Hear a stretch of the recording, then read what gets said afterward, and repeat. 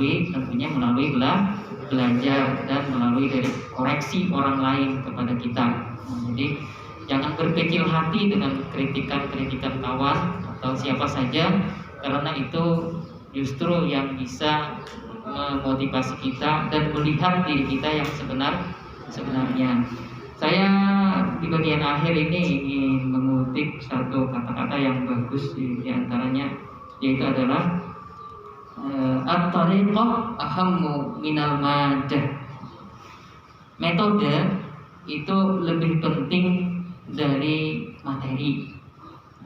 Jadi orang menguasai materi pembelajaran itu belum tentu berhasil dalam proses pembelajarannya.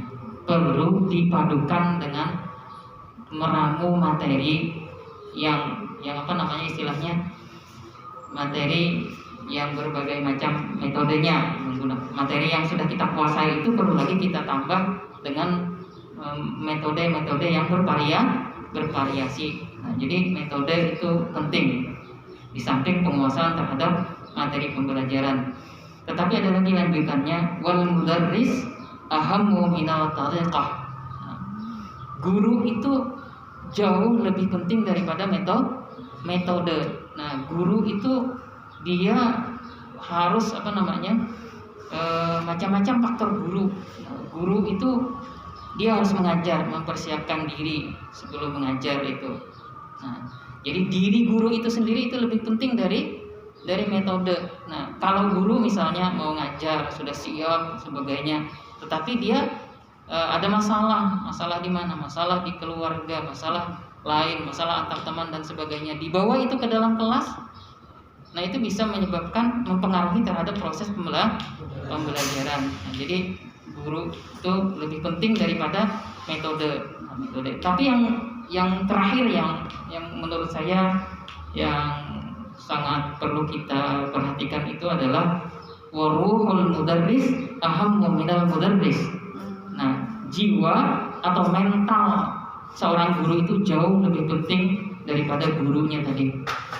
Nah, jadi contoh misalnya ketika kita melihat banyak saja orang yang menjabat sebagai seorang guru atau menjadi seorang guru, tetapi mentalnya belum siap menjadi seorang guru.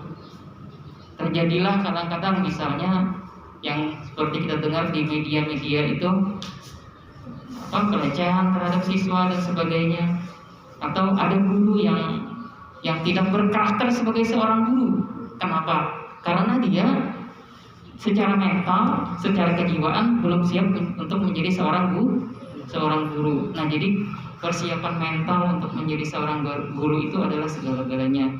Jadi kalau kita mau jadi seorang guru, ya mental dulu yang perlu kita siapkan. Nah, apakah kita sudah siap menjadi seorang guru atau tidak?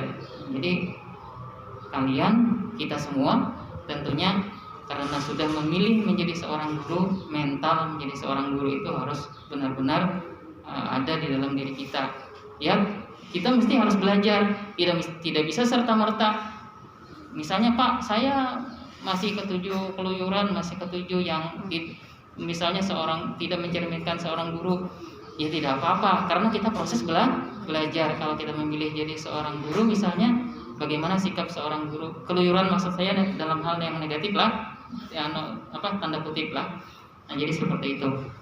Ya, itu saja mungkin yang bisa saya sampaikan. Semoga apa yang kita lakukan hari ini kegiatannya dapat bermanfaat bagi kita, baik itu dalam kegiatan persiapan untuk PPLB nanti ataupun dalam keseluruhan kegiatan kita yang mana profesi kita sebagai seorang guru insyaallah nantinya.